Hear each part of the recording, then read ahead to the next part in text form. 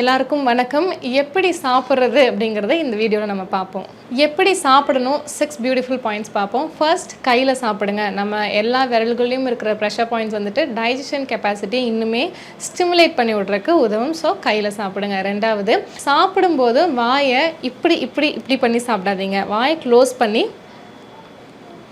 அப்படி சாப்பிட்ணும். வாயை திறந்து சாப்பிடும்போது பாதி வந்துட்டு வேறு இஷ்யூஸ் வந்தாலும் பக்கத்தில் இருக்கவங்களுக்கு அந்த சவுக்குன்னு பண்ணுற ஒரு ஸ்மெல் ரொம்ப இரிட்டேட்டிங்காக இருக்கும். ஸோ வாயை க்ளோஸ் பண்ணி சாப்பிட்றனால இன்னுமே நீங்கள் ஒரு 4 டைம் கடிக்கிற ஃபுட் வந்துட்டு கண்டிப்பாக 10 டைம்ஸ் அதை வந்துட்டு வாயில் சூ பண்ணுறதுக்கு நிறையா இது இருக்குது.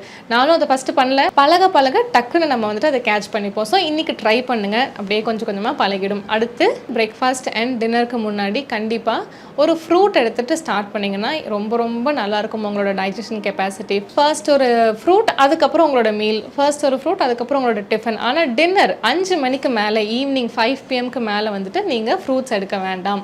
அடுத்து, ஒரு வாய்க்கு ஒரு சிப் தண்ணி, 2 வாய்க்கு ஒரு சிப் தண்ணி, ஃபுல்லாக சாப்பிட்டு முடிச்சோன்னே ஒரு ஃபுல் செம்பு தண்ணி குடிக்காதீங்கப்பா.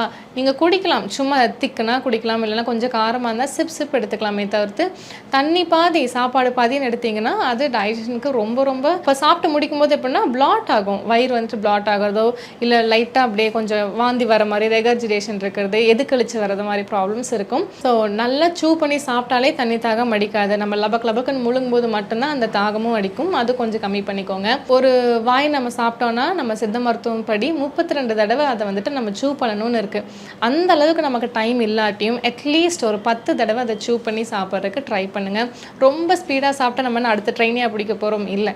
ஸோ பொறுமையாக ஒரு உணவை ருசிச்சு சாப்பிட்றது நல்லது. எப்போவுமே சாப்பிட்டு முடிச்சதுக்கப்புறம் வாயை கழுவியே ஆகணும். ஏகப்பட்ட கிருமிகள். இப்போ ஒரு ஸ்வீட் சாப்பிட்றீங்க, ஒரு 5 மணி நேரம் கழிச்சு இன்னொரு உணவு சாப்பிடும்போது அந்த ஸ்வீட் அப்படியே வாய்க்குள்ளேயே இருந்துச்சுன்னா அது என்ன பல்லே இல்லாமல் போய்டும் நமக்கு.